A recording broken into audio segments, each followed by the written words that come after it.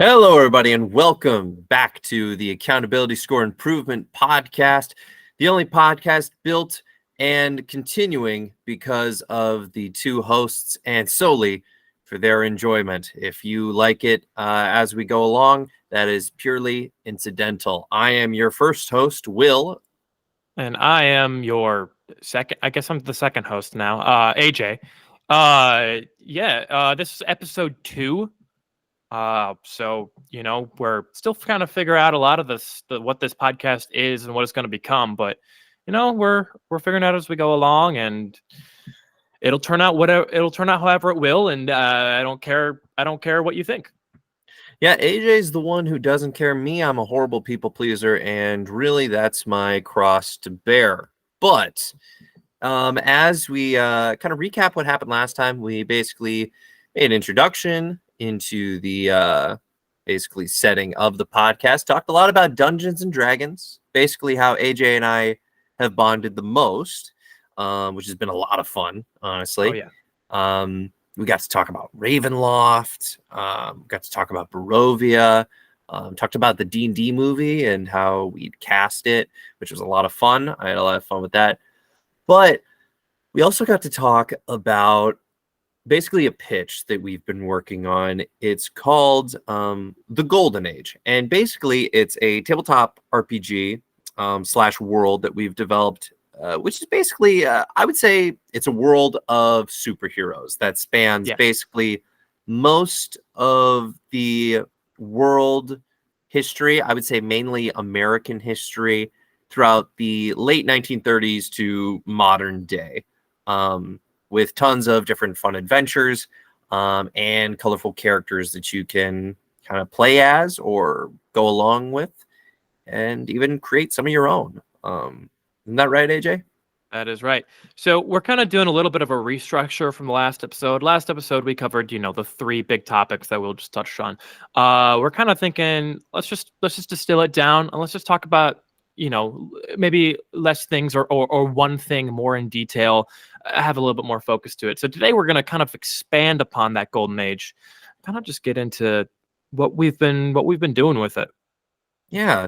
So basically, we kind of started off with the pitch of the golden age, but our whole idea was basically AJ and I were messing around actually a long time before this podcast came out, but basically talked about, what if we created our own superhero world, mainly based around kind of the old golden age of heroes, like tight spandex, flying cars, giant robots, like, smoking on airplanes because it was okay back then, all kinds of crazy stuff.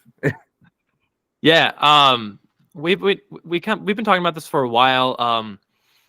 As Will said, but yeah, you Will created a world. You kind of has created this like history for like a superhero world. You didn't really know what you were going to do with it and all that stuff. And then I kind of came in and I was like, I've always wanted to play superheroes in D&D. I've always wanted to make this in D&D games. So we've kind of been ever since then, we've been kind of, forming more of the world together and kind of maybe seeing like restructure some stuff, maybe around game mechanics, take a look at what we can do with like inserting players into the world and all this stuff, as well as creating like a vast amount of just different heroes that can do all sorts of different things and just to fill out the world in a really rich way. Yeah. So, like you said, I really want to kind of make the worlds rich and lived in, which is why a lot of my designs kind of span multiple decades. Like it spans most of the 20th century, starting from around like late Great Depression America to sort of kind of the more kind of JFK 1960s America is where a lot of my story originated. So if we want to kind of break that down, basically like any superhero story, superheroes kind of began in like the 1930s, around that time, mainly a lot of just costumed guys in masks beating up thugs, criminals, mafia types, people who were just disenfranchised. And eventually it became sort of a fad. Like they kind of found each other and formed a superhero group. a lot of them kind of followed in these early people's footsteps. You know, they were called the Everymen. Was kind of the main team of the time.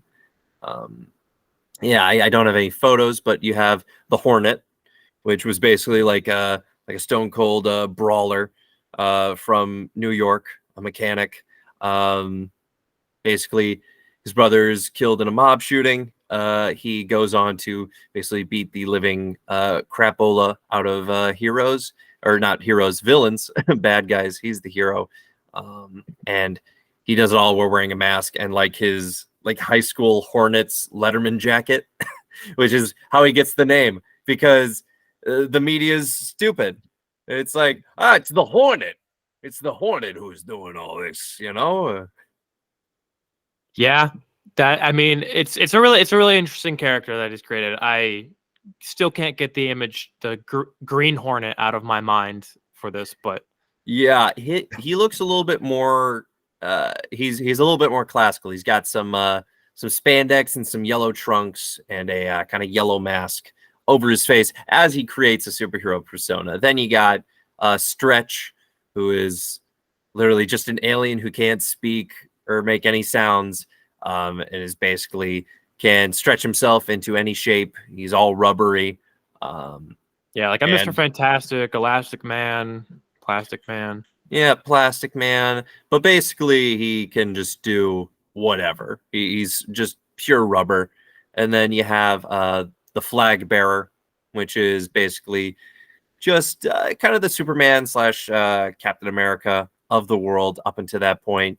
You know, falls into basically some scientific prototype of a new concrete, and his skin becomes unbreakable, becomes bulletproof, and his bones calcify, and they essentially become stronger and get superhuman strength. By the way, we're playing with the rules of like old school superpowers, how they do not have to make sense how you got them, you know, like at all. Oh, absolutely not. You know, Barry Allen originally got his power from like hard water experiments, which is not how hard water works at all. Right. And lightning. Yeah, I can't forget that. Sorry. Right. I got struck by the lightning on that one. So we have that. We have Flag Bearer, and he's kind of the big barrel-chested guy, like, haha. He bears a flag on his chest. Yes. The American one. Yes. Jinx. And then and we're only going to go over kind of like those guys because we want to sell the rest of the world to you later on. Yeah. But the final one is basically word gets around in like 1939 that basically down in like Texarkana, there's this guy dressed like the Lone Ranger stopping bank robberies and muggings and things like that. Basically any large heist that's going on and capturing the crooks. However, usually his payout to the police on returning the stolen goods is a little lighter. But the townspeople usually don't disagree too much. In fact, they make some deposits, usually within the next few days.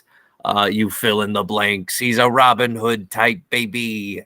And they basically give him the name of Outlaw. And Outlaw is basically our cowboy of the team. He's basically a gunslinger. He uses a lasso too and a motorcycle. On a steel horse he rides.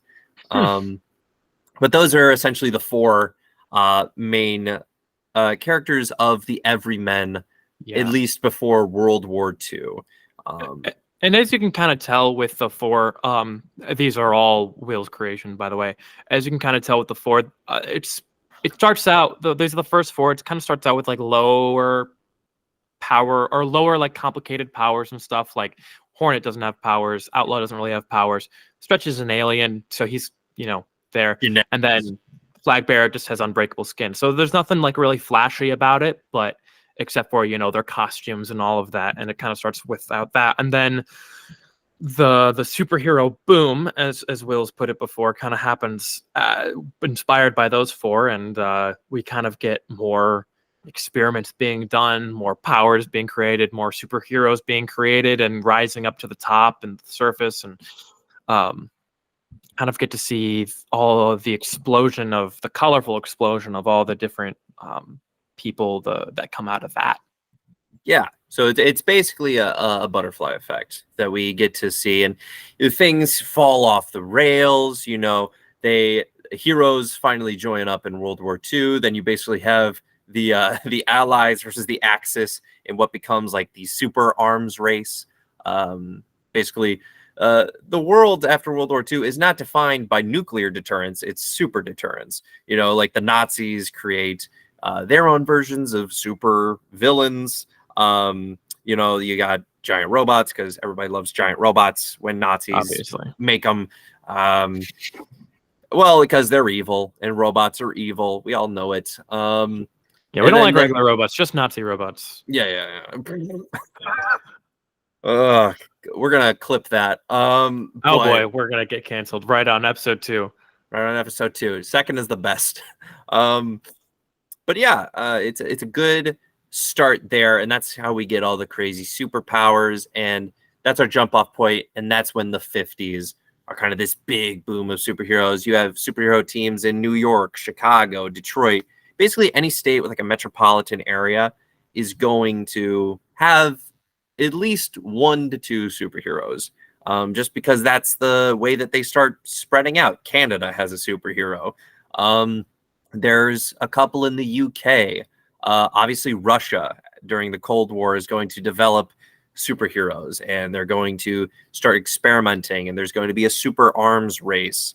All of these things we're creating are scenarios that you can play through, which is kind of the idea there. And we created plenty of characters. We have probably about 25 different characters right now, just at the ready for that timeline.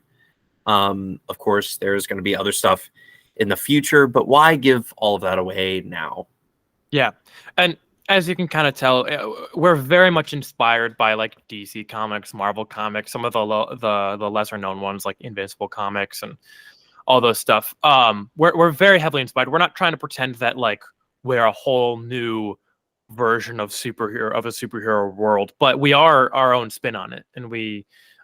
As you know, Will's a history major. It's very esteemed in history and kind of has a lot of world elements in it. And we've really worked that into the different characters and creating our own concepts for them that may or may not be inspired by existing heroes of other properties, but they are our own by the end of that. And so, which means you can't sue us. You can't sue us. You can't. It's just different enough. No, it's actually very different. I think we diversified it a lot, especially in the characters and the lore, the history that we have created. But obviously, we are huge fans of superheroes and wouldn't be doing this if we didn't already have such a love for them. So it's not like we're reinventing the wheel. It's more like we're creating our own car. Yeah. You know? Yeah, I like that analogy, but I mean, yeah, with any superhero, I mean, you know, the DC comics, Marvel comics are so like esteemed in today's culture that like it's hard not to reference like Superman, or like something like that. So like, do we have like some superheroes that are Superman like? Do we have, you know, Flag Bearer, as you mentioned, is like Superman, Captain America like? Absolutely, they're very much inspired by those, but they are different. Right. Like Flag Bearer literally wears an American flag. Right. These are the archetypes that we have. Although I will say, talking about the Superman idea, obviously every world and universe has to have some kind of Superman. So I, without giving away too much, I actually did play with that a lot with creating the world, because I think the great thing for our universe is I created a Superman for every era of the Golden Age. You know, you have this, you have a Superman archetype in the early 30s that kind of goes away and retires when, you know, the Great Depression ends and the world's getting a little bit bigger. He decides to fall to the wayside after he's done like saving cats from trees and getting people out of burning buildings. You have a Superman of the 1950s called the Centurion, who kind of faces the issues of social injustice, with him being kind of a person of color during that time, especially in New York City, and kind of figuring out what does that mean when you're a superhuman, and who are you responsible for in that scenario, especially from a very human perspective. And then, you have some throughout kind of like the Reaganomics era of America, and then the modern age. Those ones haven't been fleshed out as much, but it's kind of the way that the world will always need a Superman, somebody who can fly and has super strength, and basically is like the most holy heck, this is a God on earth scenario, Yeah. And the reason we haven't really planned out the modern age, as you bring it up, as much is because we're kind of waiting to see where the story falls in the golden Mhm. era, because obviously history impacts the present. So with the modern age, we're kind of, still fleshing out some bits, and we want to see, we want to kind of extrapolate those events that happened, just to see what the timeline would be realistically if these things existed, if these things happened, how would that impact today? Because that's such an interesting facet of existence, is how the Yeah. past impacts us. Yeah, we prefer the modern age to be a sequel, and the golden age to not be a prequel. We like to kind of do things linearly, to kind of figure out events. But yeah, this is a very important thing to both of us, and we hope that you'll kind of join us along our journey talking about it. We actually are putting steps forward in doing this. AJ is actually going to be DMing Dungeons and Dragons game of our characters and world currently. And we're going to be playtesting with a couple of buddies of ours. Hopefully they're honest. And then, yes, we are using Dungeons and Dragons right now. However, but we will be kind of trying to figure out our own game style so that we can branch out into this and get the money, baby, because it's all about the money. Well, yeah. I mean, of course. We will sell out. We will sell out. Oh, absolutely. Anyone, Wizards of the Coast, you want to give us money? We'll take it. Yeah. We'll are. Call it We'll be Capes of the Coast. We'll be your subsidiary. Yeah. I would. That'd be a great job. That sounds awesome. Yeah. But yeah, coming up this next week after we record this, we're going to be playing. We're going to be playing a game. We got a bunch of characters picked out and all that stuff, but we're setting it in the 1950s, the mid 1950s. So kind of after the superhero boom has happened and is still happening. And we kind of see a lot of rise of heroes and stuff. And I kind of, as the more mechanics oriented one of the two, I think I can say that. Yeah. I took, and also because I've been dying to DM for a while. I've been playing in a beautiful game run by our wonderful DM, but I've been dying to DM myself. And so I got a whole story figured out that Will doesn't know the entirety of yet. I don't. He knows more than the other players do, just because it is our world that we've created. But it's going to be set in the 1950s. We're going to set it in Chicago as resident Midwesterners ourselves, which, not to give away where we live, but we live in the Midwest, which is a wide range of area. Kind of figured it was appropriate, especially with New York being such a hub for the main stuff. We kind of just wanted this to be more of a side quest type deal. We're going to do four sessions essentially.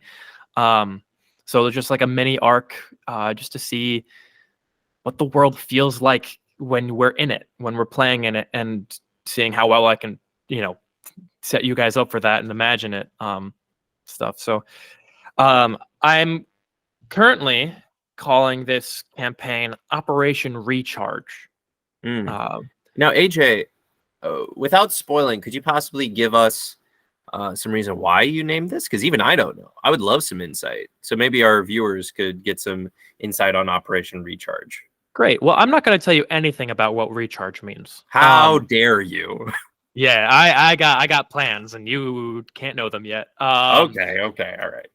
But kind of the setup that we have, because we're running a 4-shot, it's gonna get characters that are like already like it's hard to involve a bunch of different people with a bunch of characters. So the way that we're setting this up, which I have shared with Will, is essentially, they're going to be resident Chicago heroes. There's going to be 4 or 5. We're seeing if we're getting another player actually soon. 4 or 5 players that are all going to be 4 or 5 different superheroes, and essentially a man in a governmental suit is going to essentially come up to them and say, "Hey, I have a job for you. We've selected you specifically to join us and become a team and do this for me. I want you to do this thing for me. He has a long list of like names of like people, like potential like people that they can pick from, and he's like, I'm going to pick. He picks 4 or 5 of them, and he says, all right, bring them all together, give them different reasons for being there and all that stuff. He's essentially like the Nick Fury of the world. We've named him, or Will named him Jonathan Sobel.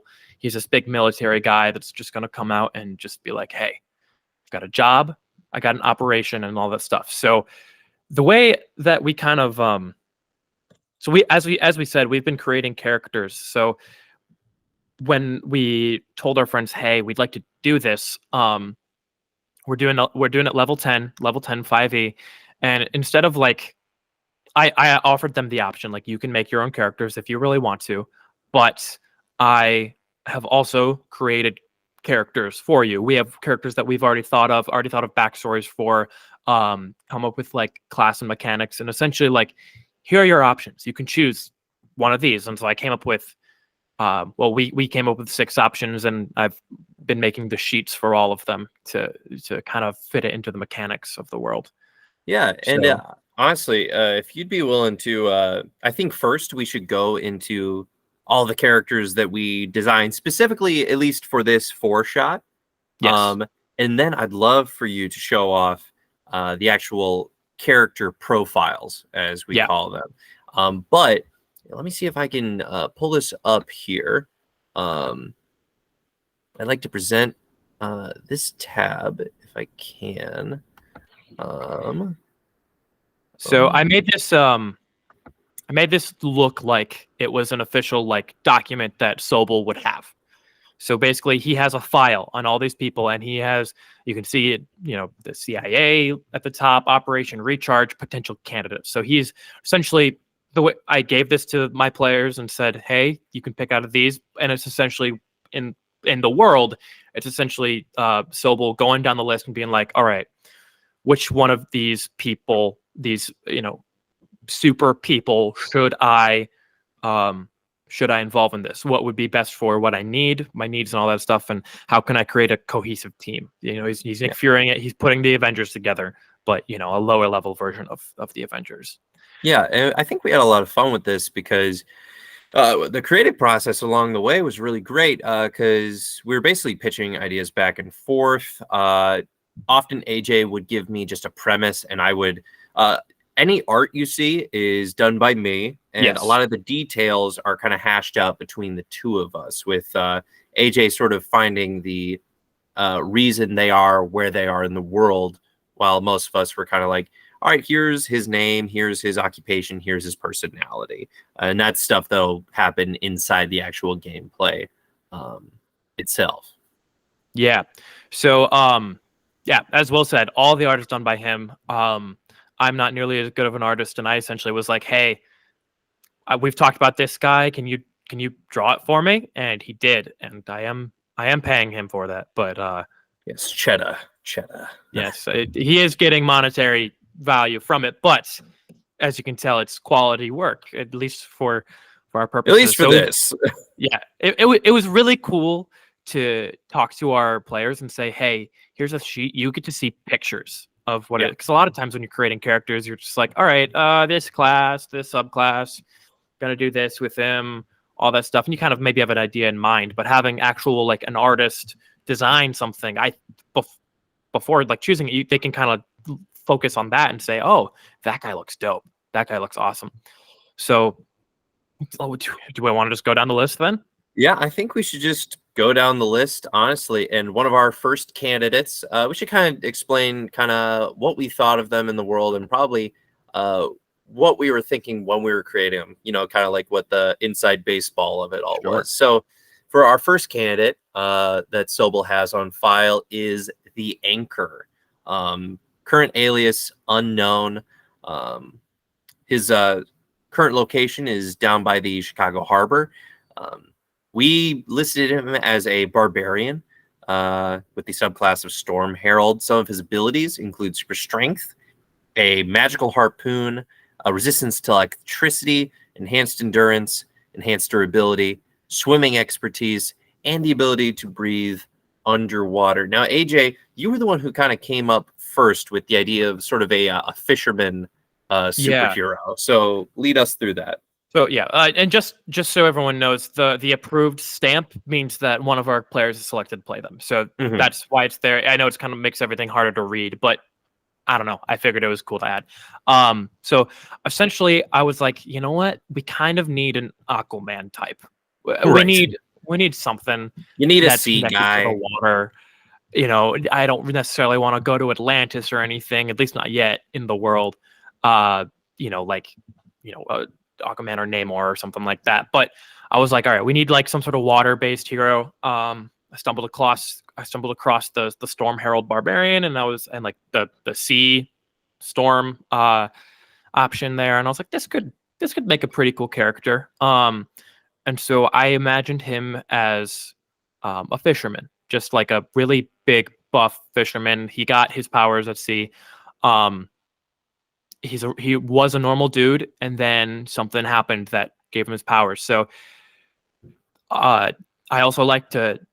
I'm a mechanics guy. I also like to find like different weapons that aren't really used as much. So I was like, you know what? It would be really cool if he had a harpoon. It kind of goes with the fisherman persona. He wields a harpoon, and he goes out and he can breathe underwater and all this stuff.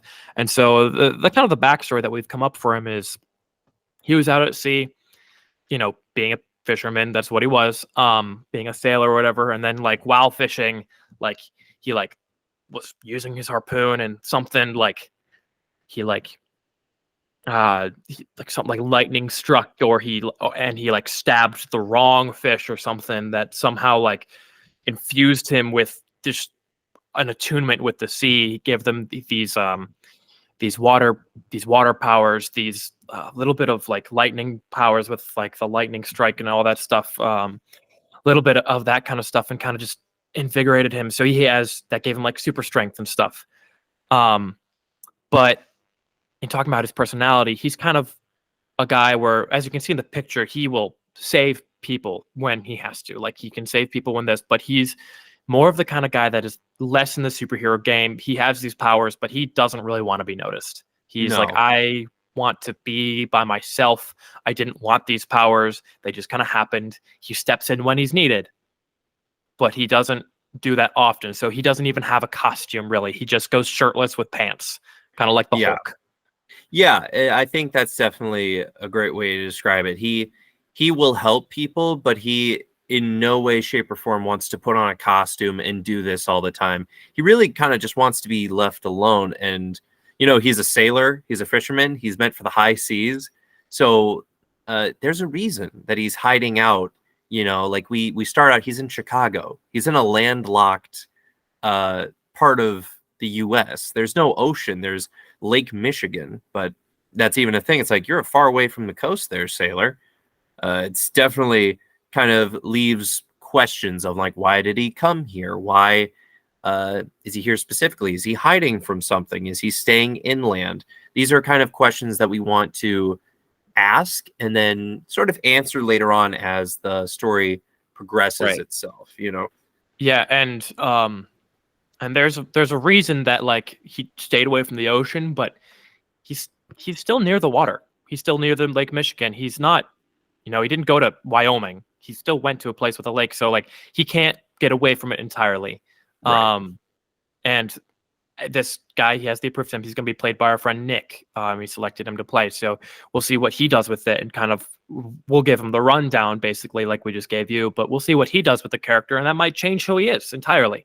Yeah, and we'll that's see what okay. happens. That'll help inform us in the future too to figure that out. Yeah, getting more Also, ideas. Yeah. right? Yeah, just inspiration. Also, side note, I just want to say it's a little hard to see, but you can see on his arms and his chest, he is hairy like a mofo. That was just a touch by me. I don't know. I love the idea, even though perfect. it's not water dynamic, like it's not aerodynamic in the water. I just love the idea of like a buff, hairy sailor dude who looks mean, like Pluto from freaking Popeye. Look, you watch any action movie, like most of like superhero movies today, like don't get me wrong, I love Marvel movies. There's always a shirtless scene, and they're always hairless. Like Yeah. Chris Hemsworth, there's not a hair on his chest anywhere, which I don't. He's got I to don't wax buy it. it. I don't know. He's got to wax, but like it looks good. Yeah. But this is more realistic, especially to the 1950s. It's like, Yeah, hey, and he's not like he definitely kind of looks like a buff like Captain Haddock from Tintin. Like he has like a big nose and like he's got a messy little beard and he's strong. He's super strong. plus the 1950s had entirely different standards for what the ideal male body looked like. Now we have this like Chris Hemsworth, Chris Evans, Chris Pratt, all the Chris's, like they're like big buffness. But back then it was like, you know, it was less about being like having a six pack and more about just having some muscle. It was like big There's a whole chest, evolution. big arms. That was really it. There was no abs, you know. There were some, but not really. many. Yeah, really wasn't. Yeah. Anyway, that's our tangent on chest hair. But here we have our next character. Sort of going into the supernatural, leaning into kind of the fantasy side of things because we didn't want to leave that alone because, you know, you have characters like Doctor Strange, Jason Blood, Dr. Fate, Etrigan, Zatanna, all those people. So we kind of wanted to go into like the monster side of things with our hero here, codename Argus. Now he can be found in Chicago Boulevard. We gave him the class of Paladin with the Oath of the Watchers. It's actually a specific boulevard that you'll find out when we play. Of course. And that is something we will talk about and kind of give updates on as we play test this too. Yes. But some things to know about Argus. He is an expert combatant. He has knowledge of the extraplanar, which basically means kind of otherworldly things. He has very acute, attuned senses. He is able to heal, whether it's through first aid experience or possibly something, otherworldly. He has the ability to smite and has enhanced reflexes. Now, AJ, when you came to me, you just told me you wanted a monster hunter. So let's talk about your monster hunter. I will give you 55% credit for this character. Fair enough. So first things first, he is a ginger because as much as gingers don't have a soul, I think it kind of fits with his theme. So he's this kind of monster hunter guy, as Will said. So essentially his backstory is he was a part of this like big like monster hunter group. They were a bunch of monster hunters that went out and they like destroyed vampires. They destroyed like werewolves and like went out and just like fought them because no one else really knew about them. No one else believed that they exist. So they were this like elite group of people.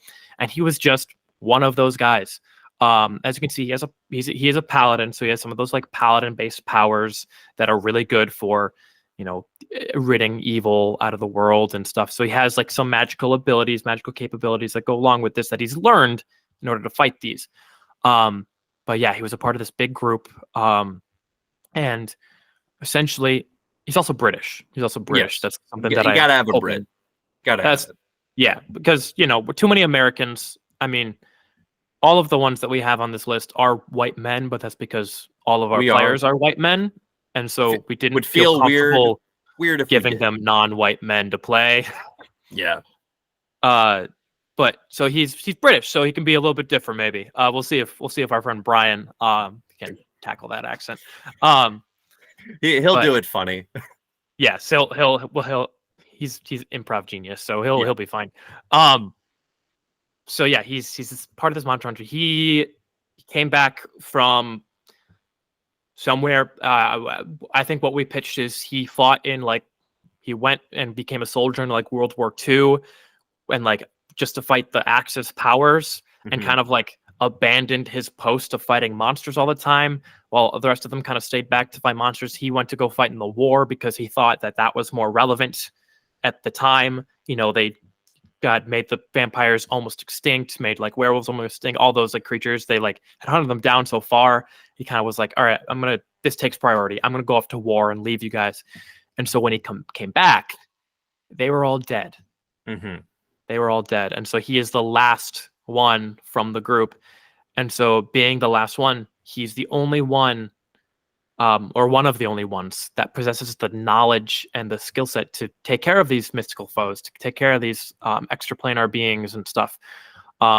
He picked up his old plate mail, his old sword, or his leader's like old plate mail and sword and stuff, and took up the mantle of fighting them himself.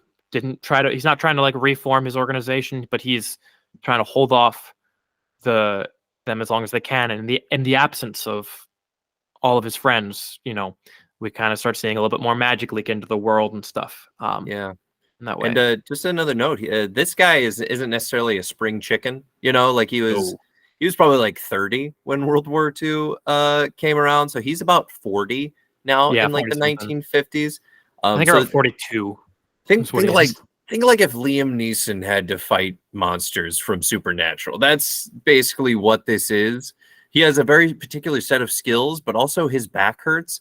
And also he's a guy with a sword walking around Chicago. Like he kind of has to just wear like a trench coat and like hide all this, but he still has armor because that's the only armor that's going to protect him from magical attacks from demons and such.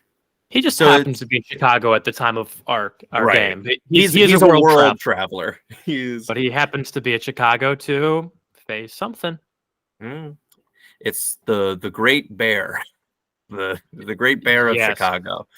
Even though that bear defeats itself more often than not. I say that as a Bears fan. Yeah, that sucks for you, man. Yeah, but Callum Argus is his full name, and we are looking forward to seeing our friend Brian play this. Now, currently the only one not chosen. However, I will say just one more thing about Argus. Argus is inspired by the Greek mythology. Argus, he is like Oath of the Watchers, and Argus in the Greek mythology had a lot of eyes. I thought that was appropriate. And Argus, he's not super flashy, so Argus is just his last name, not necessarily a code name that he took up. Let's move on to Gumshoe. Perfect. Callum Argus. It's just his name. It's like John Constantine or whatever. Like, just who he is. But yes, unfortunately, the only one that has not been picked by our friends, although I do believe him to be your favorite, is Gumshoe. One of them. I think he's my second favorite. Yes. Also, I just realized that the combination of Argus and Gumshoe is very Dresden Files coded, especially in Chicago. Stuff like that, if you're familiar with that series. I a little bit, but I've heard of it. Sure, I am somewhat. I've only familiar. read the first book. But he's a wizard in Chicago that fights with monsters in the 1990s. That's the whole thing. There we go. Watch Dresden. This is what this podcast is telling you to do. Watch Dresden. Read it. There is a TV series, but I think it was bad, and it only lasted a season. Yeah, it's I only read the first book though, so I guess I don't know if the other ones are good. So Gumshoe. Gumshoe is basically 1950s. Actually, first, could you give us a what is Gumshoe's name? Look at my notes real quick. This is brought to you by two men. We created the whole thing, and we still struggle. I changed his name a little bit, so his name is Philip Spade. Okay. Which, if we look at 1950s tropes, the big one is noir detectives. He's a noir detective. That's his whole thing. And so looking up some of the more famous noir detectives, there's a Philip, and then there's a guy with a last name of Spade. And I was like, that sounds great. I'm going to go with that. It's heavily inspired. And I think that, and I like to pull my names of people from real things that connect to them in a certain way. Like the character I'm playing in our regular game right now is named after like 3 different TV show characters and stuff. So this is he's a noir detective, and he's Gumshoe, and he exists in 1950 Chicago. You know, classic detective like tropes and stuff. He's got like a lot of femme fatales that kind of come in and be like, well, detective, my husband died somehow, and I'd really like you to make sure that I'm not guilty wilty anymore. Now you listen to me, dame. There's only one person guilty, and it's my stomach for being too hungry. Oh man, I'll serve that up with a side of justice. So but all yeah. that cheesy stuff that I love. I do like Philip though, because we've talked a lot about what plans we have for Philip Gumshoe Spade. And it really is interesting because by the way, we have a lot of veterans because our game takes place in 1950. So of course, pretty much most of these guys were in the war in some capacity, unless they had 2 left feet, which I do not believe they were. Yeah, and if you look back at history, I think you'll see that. I don't know what the percentage was, but that's a pretty large percentage of men in the 1950s were like over a certain age were veterans. Yeah, they served in the war because that's why women got jobs and stuff during that time. Yeah, that's basically correct. Non-history major. I respect that. That's good reading. But yeah, I paid attention in school. But yeah, Gumshoe basically was like an MP, military police sort of investigation intelligence sort of district, and he's just always been very good on noticing his surroundings, the people around him. He's a very good detective. He's got a delightful stash that Will drew up for him. Well, I was not originally envisioning a stash, and then he drew him with one, and I was like, you know what? That's perfect. Well, I always like a mustache. I think it's classy, especially if he's got a big full mustache. It's like, well, if there's one thing in this life I'm gonna choose, it's the thing on my lip. You know, that's the one thing he controls. Not the media, not the justice system, just this little caterpillar. Yeah. So he's an inquisitive rogue, and so he has a pistol that he fights with. So he's an expert marksman, all that stuff. But he also he possesses like a high level of intelligence, possesses like photographic memory. He can read lips. All these are feats that you can take in D&D, by the way, to get these, and he has them all. It gets stuff. So his as a rogue, his skills are very high. All this stuff. So he's the brightest detective mind in the world. And you'll kind of see, there's no one's picked him to play yet, but there is a mystery afoot. So, they might suffer from not having chosen him, but they'll find out. Right. But we have plans for Gumshoe in other adventures. Like we're kind of saying, like these adventure modules are going to take place over separate decades. So the setting is going to stay the same mostly, but think basically each one is kind of be an expansion or somewhat kind of a DLC. So there's going to be the sort of broad strokes, and you get to see the growth of characters like Gumshoe if you choose to play them or if you choose to use them as NPCs. That's kind of the thing that makes us different. We want you to play these characters that we made for you. Yes. But put your own spin on it. Yeah, he's a pretty normal guy. I mean, he's a very smart guy, but he's normal. He's very inspired by like The Question from DC Comics and stuff. Like very much just like he's a smart dude that knows how to shoot and doesn't really have any super powers, but super smart. So. Yeah, less paranoid schizo, more just like J. Jonah levels of I need the truth. Like I gotta know what this is all about. Oh, he needs answers. That stash is very J.K. Simmons coded. Yeah, now that I think about it, I think I was just like, who would look good in a mustache besides Stanley Tucci? J.K. Simmons. I mean, in my opinion, nowadays mustache. This is my opinion. This is not. I think mustaches are not the most attractive look for most men. I think most men look better not mustache. Full beard, sure. Clean shaven, yes. Except for 2. There's 2 men: Magnum PI, Tom Selleck, and J.K. Simmons, and that's it. Fair in enough. my opinion, this is my opinion. I think people are less willing to dress up for the mustache. They're not willing to put the work in nowadays. True. So I think that's their cross to bear. You kind of have to earn the mustache. It's like the title of Spider-Man. Yeah, if you have a mustache, I'm sure you're very attractive, but not to me. Yeah. With great mustaches come great responsibility. But we're going to close the book on Gumshoe for right now. Hopefully we get to use him later. But somebody who we are using and was basically we needed an archer, kind of like a ranged weapons specialist for Green the Arrow, team. Hawkeye, all that stuff. Yeah, Robin Hood. We basically have the Merry Man. And the Merry Man, Robert H. Loxley, as we put him, is our archer, and he's also the only criminal on our team. We'll get into that in a minute, but he is located mostly on the South Side Sportsman's Club, as he is a former Olympian in the 1952 Spring Olympics in the subject of archery. He's a fighter, but he has the subclass of an arcane archer. He also is an expert marksman as well as a skilled assassin. He comes with a lot of trick arrows. He's got exploding arrows. He's got enfeebling arrows to tie people up. He's got piercing arrows, obviously, tracking arrows. And he's also an Olympically skilled athlete. Right. So it's actually interesting because we've been talking about superheroes this whole time. Let's talk about basically having the opportunity to play a supervillain in a superhero game. So AJ, let's talk about the logic of using Merry Man. Yeah, kind of talk about who that character is. We'll switch back and forth. absolutely. So I kind of see him as more of an anti-hero, in my opinion. He can be a villain in some stories. He can be a hero in others.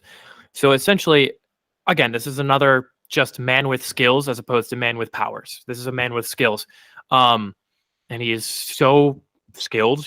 Gold medalist at the Olympics. I'm assuming we're going to give him the gold medal because why not? Probably the most expert marksman. He's like Bullseye from like Daredevil comics and stuff. So essentially, he's a archer for hire. Is he will go around and he will work for whoever gives him money. He's the Merry Man, so it's very much based off of the Robin Hood stuff. Robin Hood mythology. Thank you. That's the word I was looking for.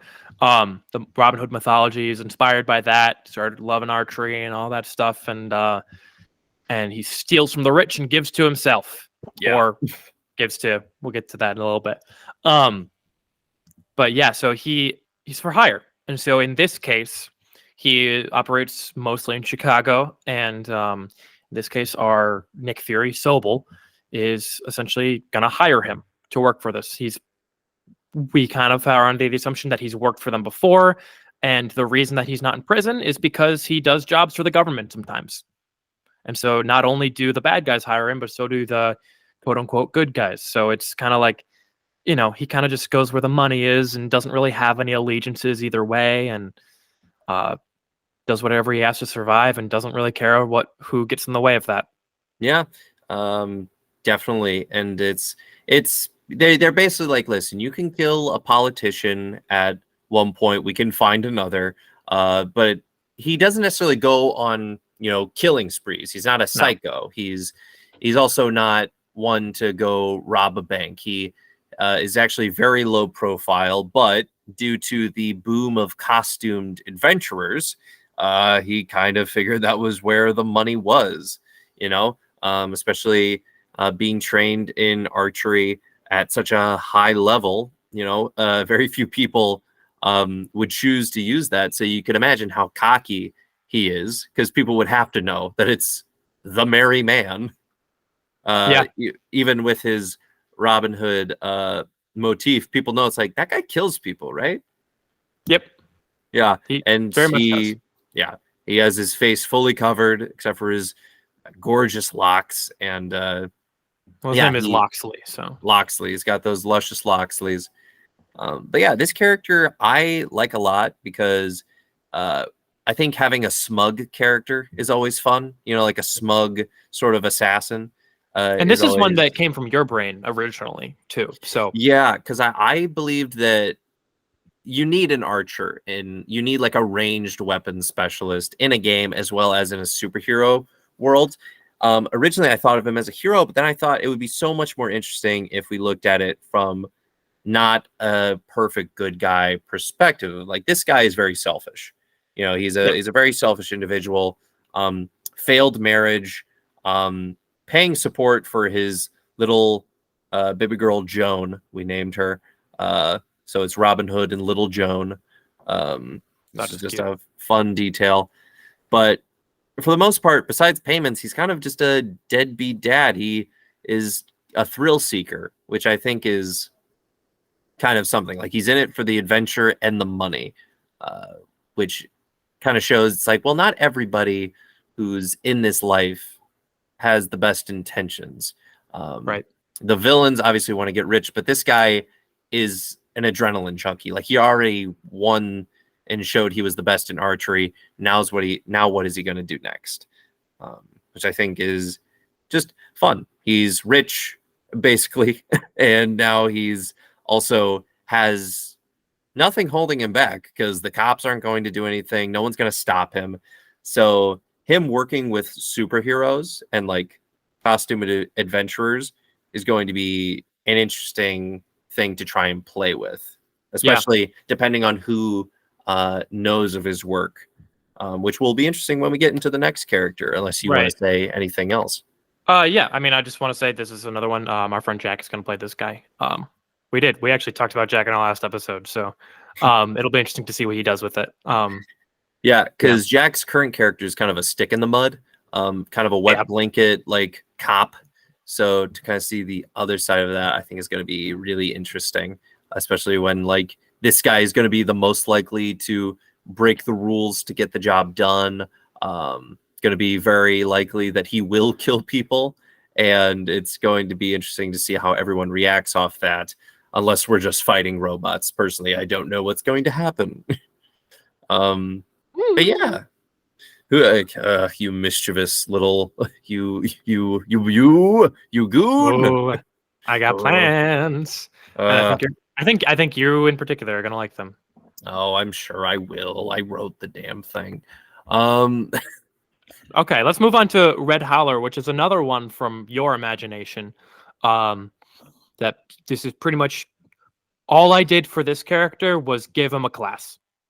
Pretty much, I would say 90% of the work was done in Will's head. So I gave him the mechanics, and Will gave him life, essentially. So he's Red Howler, aka Simon Peel. Red Howler, he's got monkey powers, and so banana peel. We thought that was funny. Whether or not it is up for you to decide. He's a mechanic.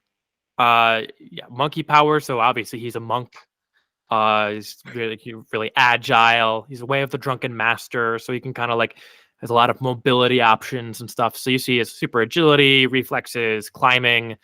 He's immune to disease and poison. That's just more. So he actually has powers and stuff. And I guess we can kind of we haven't fully decided about like exactly how he got them, I guess. Yeah, well, we're working on that right now, but I do believe it's something supernatural. Like kind of like a ritual that he stumbled upon. Like it's magical monkey powers. But yeah, to talk about Red Howler or Simon, whichever we want to call him, he was a concept I came up with, which was basically like, what's the next generation growing up in this society going to be, especially with like superpowers? Like if you're 10 years old and you grow up seeing the Everymen fighting Hitler and like the Axis powers on like war reels, what kind of person are you going to become, especially if you do end up having superpowers? And this is kind of fun because this kid is he is a kid. He's like 19, almost 20. Basically grows up, gets powers, and becomes like the premier costumed adventurer in Chicago. There's a lot of people who are doing good in Chicago, but this is the only one who's putting on a costume and doing it. And he is I'd say he's the closest to like the Spider-Man of our universe because he's not like a sidekick or, anyone's like partner. He's the only kind of young individual doing this by himself. He's very smart. He kind of knows the city of Chicago well. He's able to climb many surfaces and go jumping off rooftops and things like that. Something that we're working on right now. We have a lot of actually rogues gallery for him. We have the Monkey Queen. We have Beast Man. We're working on a couple of other ones, but It'll be we fun to just see you realized. working those like backstory into when we play, because this is the one that you're playing. Spoilers.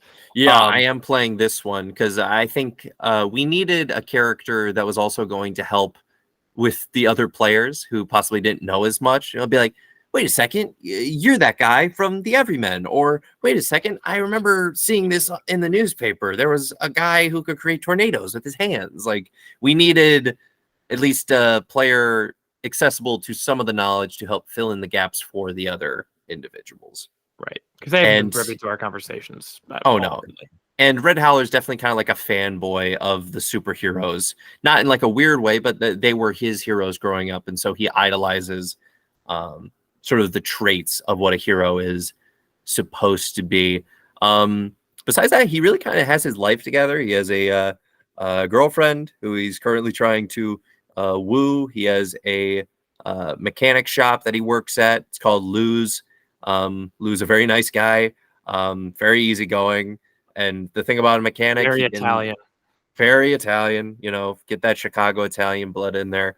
But relatively, this guy has a very happy life. I think that he's able to manage it well. Usually we see a lot of superhero struggles, but usually I think it's a lot easier when the superhero is able to do things on his own. So he has very low stakes as far as personal problems so far in his life. It's essentially if Spider-Man was happy. Yeah, which is rarely seen.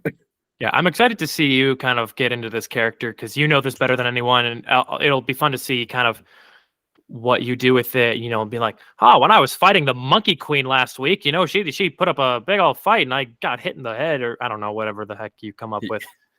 Yeah, definitely this is a fun thing to improv, especially the more you know about like old classic comics and how like adventures would normally go. I think the more fun a player is going to have with this, kind of going into the campy side of who these people are, especially. But yeah, Red Howler, I like him a lot. I'm interested to see how the combat works. But I do like his design, even though I designed it, so I think that's kind of selfish. But this one is a good joint effort here between AJ and I. This is our final character that we put in. He also was not picked, actually, so I retract my statement that Gumshoe was not picked. But we have here the Seraph. Although there's still one more guy that can pick one, so we'll see. Maybe he'll create his own character, but he'll either do that or pick either Gumshoe or the Seraph. Yeah. So we have the Seraph, current alias unknown. We do not know his current secret identity. Well, I do, but you guys don't. Right. Location that we're going to start him off at is Cook County Hospital. His class is a cleric. He's actually a healer. And his subclass is in the Grave Domain. Obviously, he has healing abilities. We have question mark healing factor, which I guess I'll let AJ take on that. He has enhanced vision. He has the ability to weaken foes, and he also is able to bolster allies. But yeah, there's a lot of mystery behind the Seraph, something that we are wanting to flesh out more. You'll notice a lot of these characters, we kind of left questions so that we could have more fun with it later. Yeah, and to see what players do to fill it in. So I think this guy is my current favorite. Gumshoe, I think, was the first one that I ever came up with, and this was like years ago for me, before we even started talking about this. Seraph came about in the middle of a conversation between us, like last week or something like that. Yeah. And it was just like, oh, this guy's really cool. Like, if I wasn't DMing, I think I would play this guy. I think I would play the Seraph. So it's a little bit tough. It was a little bit part of me is a little bit relieved that no one picked it, but someone still could, because I'm like, oh man, it's kind of like what I have envisioned. But yeah, so the reason that it says healing factor question mark is because the government doesn't fully understand who this guy is.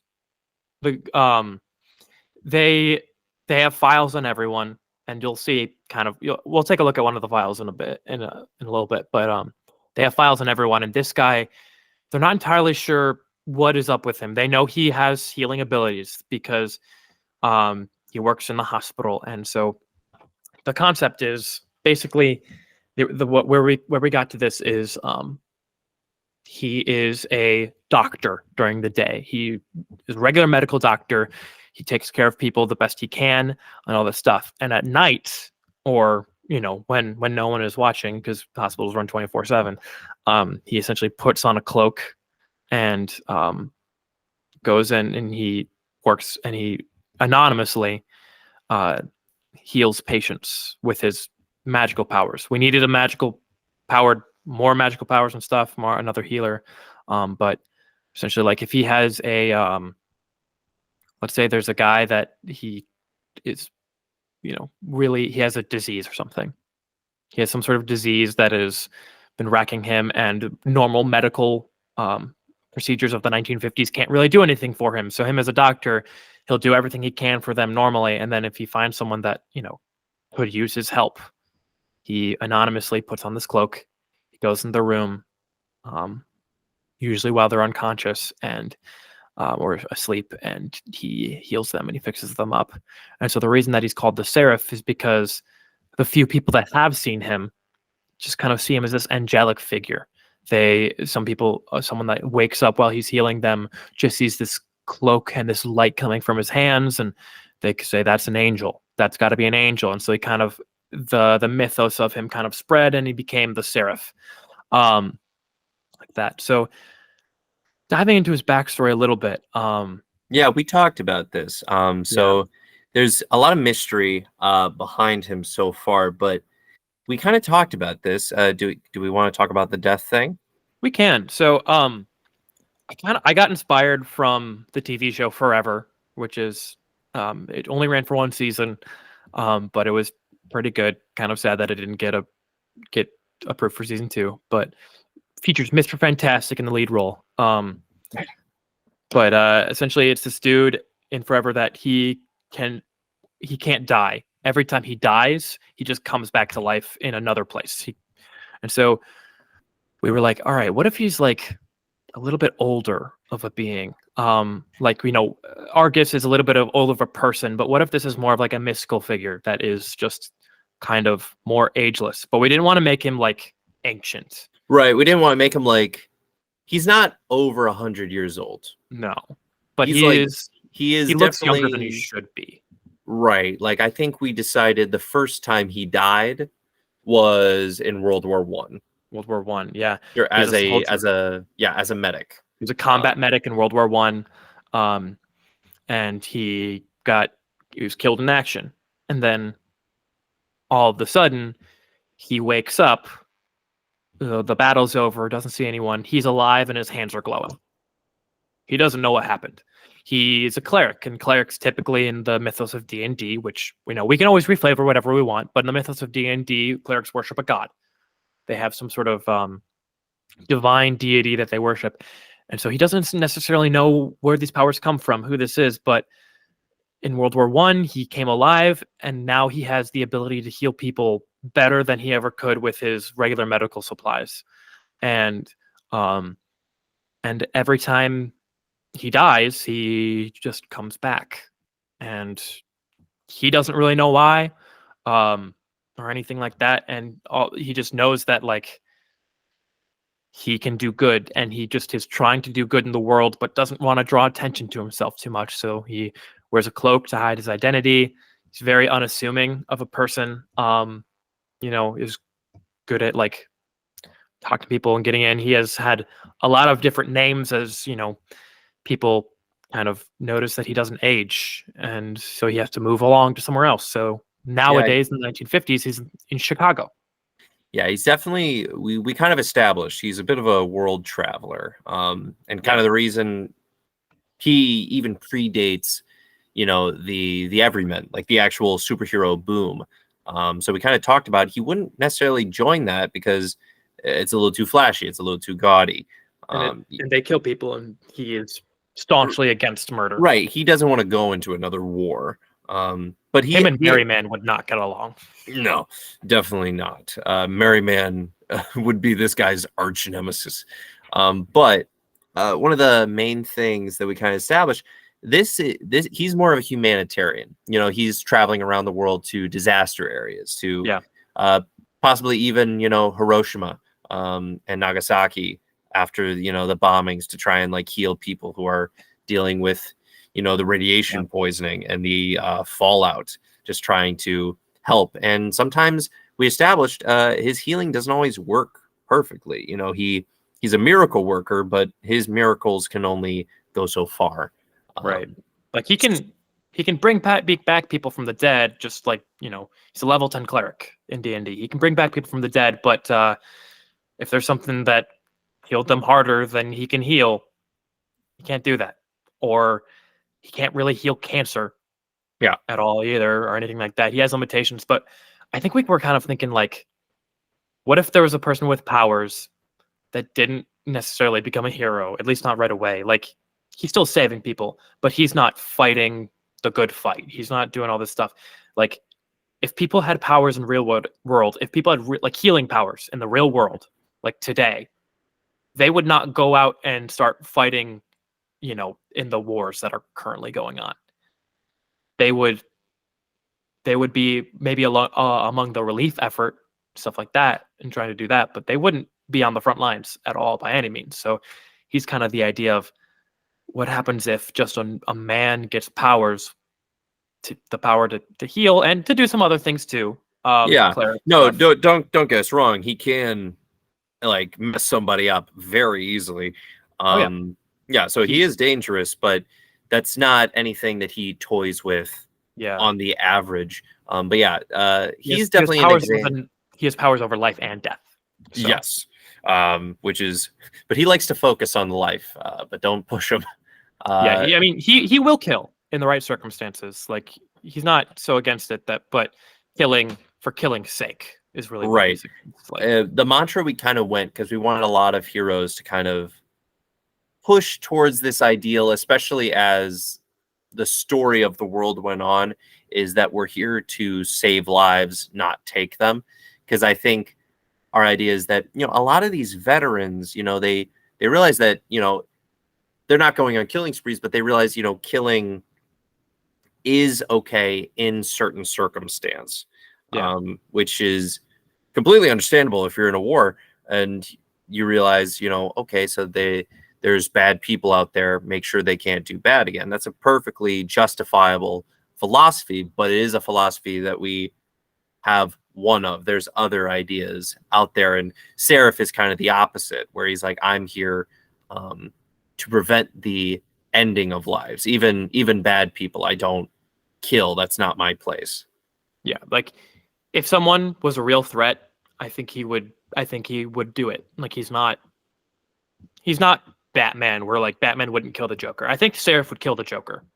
Yeah. Oh no. If he met true evil, he would eliminate the evil. I'm just saying he is definitely more reluctant to it. And we even see we actually have some story plans for him there. But anything else you want to talk about with Seraph? I personally love this character. A lot of the stuff that we've talked about and planned with him, I'm looking forward to trying. But what do you think?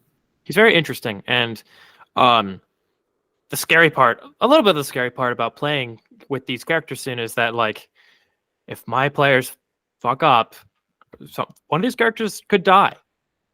They could just be dead. And luckily with the Seraph, we have a lot of plans for him, and if they can't kill him because he would just come back to life. So it's all right. Yeah, it's fine. And plus, he can bring people back from death to a limited amount. He's got like, the Revivify spell and the Raise Dead spell. That's about it. But no, I'm really looking forward to it. I hope you guys like some of those characters. For any of those We got tons more. We got, for anyone who sees this and likes it, we have so much more. We'd love to kind of go through and explain, Do you want to real quick pull up what we've done for Red Howler? What you have for Red Howler? Yeah, sure. Let me pull up Red Howler. Give them kind of like a little bit of an intro to what you're having me pull up. So as I said, I created character sheets for all of these guys, and it's kind of the same idea as what you just saw. It's like that file, that like CIA file. So I wanted to create character sheets that, one, were like easy to read, because our players they know how to play D&D, but they are not like experts. They don't know all the rules at the same time. So I wanted them to be easy to read, but I also wanted them to look cool. So basically what I tried to do is I tried to make them look like a CIA profile. I tried to make them look like this is the document that Sobel would have on these people. And it has all their abilities on it, and it has what they can do. And it gets a little character sheety at the bottom, but it's just like one page. This is what they can do. This is kind of who they are, stuff like that. So, as we'll kind of pull this up, I've already shared with him his character sheet, Red Howler. And so that's one of the ones I've done. I'm finishing up a couple of them. I have 2 of them done, and I have like 3 of them halfway going, and then I have to do the 6th one. But it takes a while. It's a lot of formatting stuff. But yeah. You're having a okay time finding it? Yeah. Just some technical difficulties. We're gonna see how this pans out here. A little worried. Uh-oh. I can also pull it up on my end. That's okay. Let me see if I can pull this up, because we'll talk about it after the show. It's okay. Yeah. Here we are. So there's another picture of him. There's a picture of his secret identity, Simon M. Peel. Mm-hmm. See, it's got all like the regular like profile stuff: nationality, sex, height, eye color. Man, I should have just written sex none for him. That would have been funny.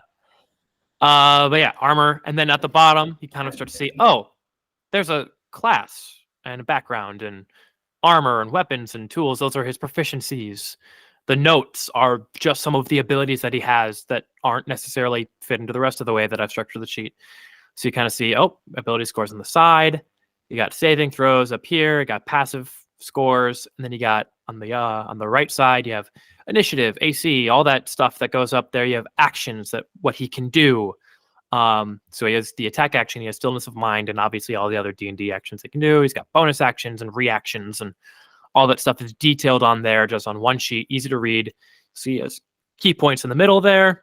Evasion is up by saving throws, so that's easy to read, and all that stuff. So I really like what I did, which I don't say about myself very often. But I really like what I did with this. I think it looks pretty cool, and I like the simplicity of it, and just the ease of use. And Will has the ability to, like, he has HP up there. He has the ability to just like backspace on a Google Doc or whatever to do that and figure that out, as opposed to just like having to write it out down and over again. And my current character sheet's on paper, and I've given up on like erasing something a million times, so I started writing it in my phone and stuff.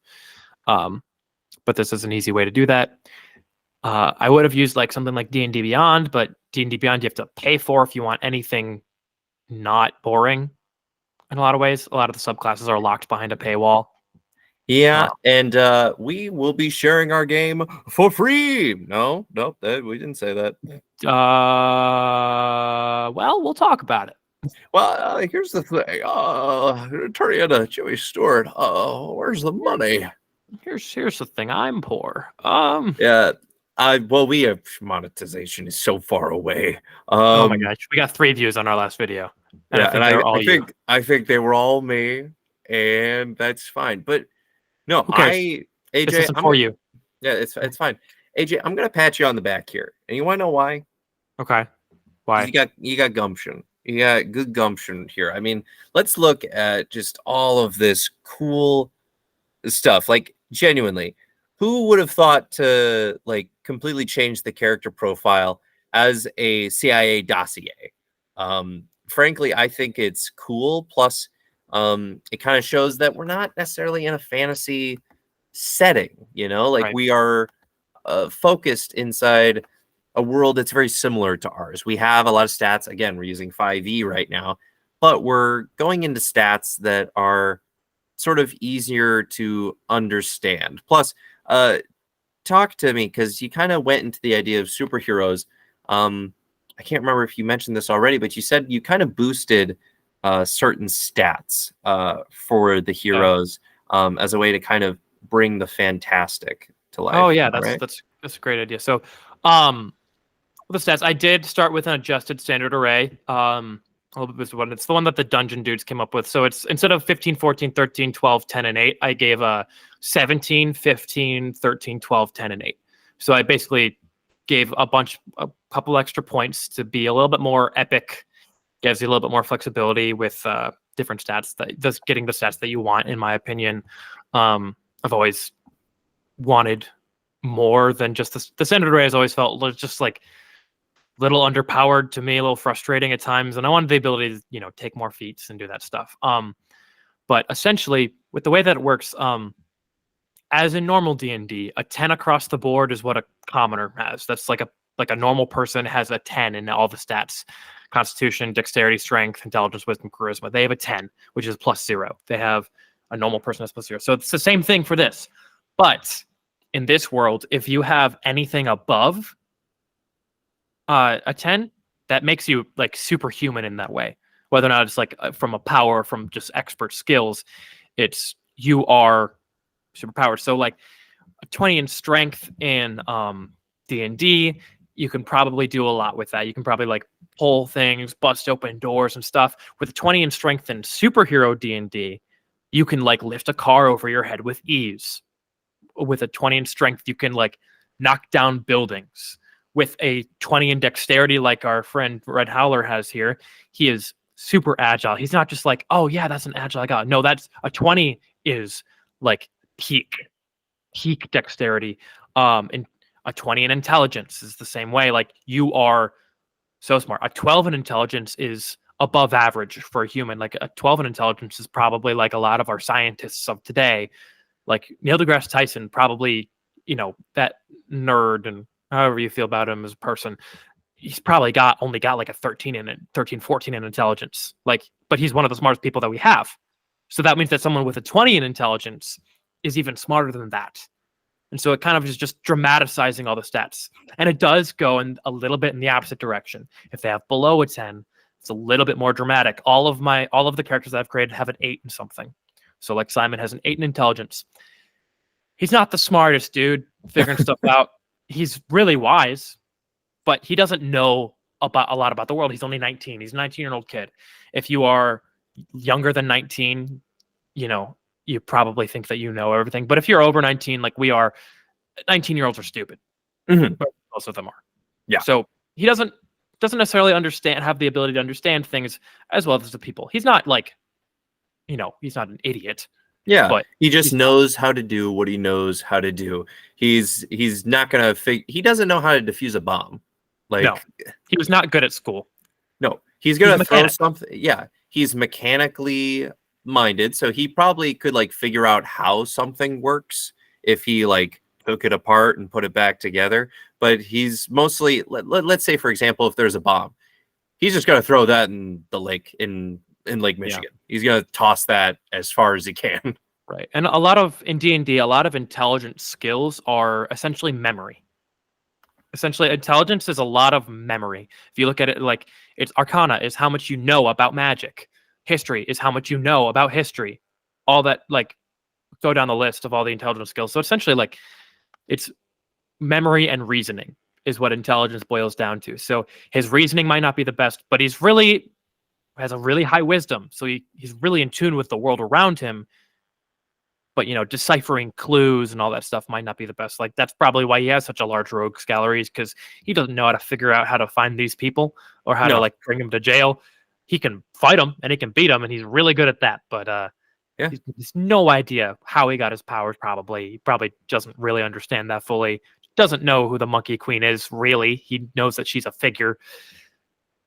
but that kind of stuff. Like it's just dramatized stats is kind of how I like to phrase it. Like everything is just bigger and better to make yourself feel more powerful. Because if you put Superman in D&D, he probably has like a 40 in strength, which is not possible with a player character.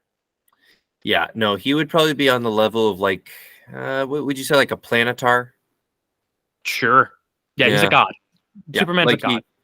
He can fly, he's got super strength, and he can shoot laser bolts. Like so this is our way of kind of equalizing that without breaking the system we're using currently. Right.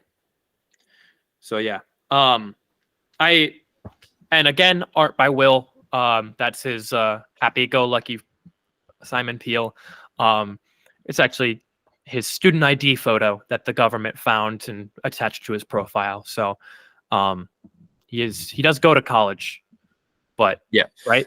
For mechanical engineering. So he's going as much as he can right now. Superheroing's getting a little difficult, but also they're pretty lenient because it's a big college. You know, it's the right. I think we settled it's on like the University of Chicago.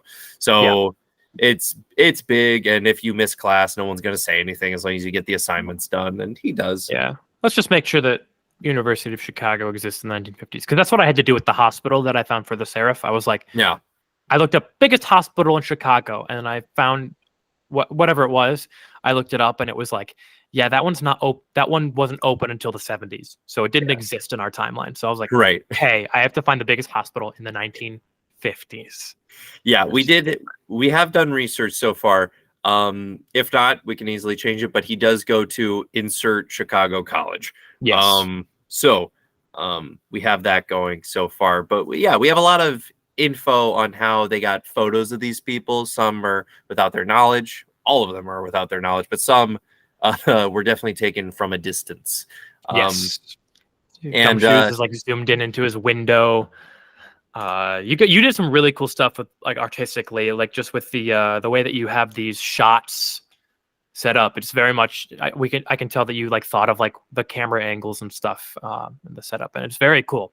He has some very good art. I wish I could draw that good. I think eventually I'm trying to set up a way for us to kind of share this stuff without, losing intellectual property over it. So we're gonna start looking into how to protect ourselves a little bit.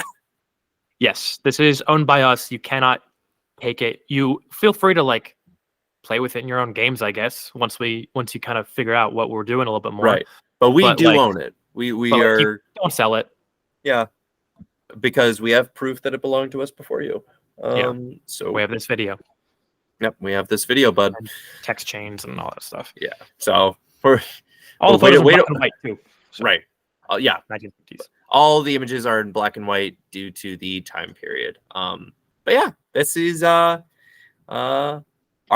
golden age, and we hope you enjoy it. And we're gonna be sharing more of it. So we look forward to just kind of talking about it, honestly. So thank you for kind of taking the time to talk with us. We appreciate it. And until next time, hopefully we can increase our accountability just a little bit more. Yeah, that's a great sign off. And with that, end of episode 2. And away we go.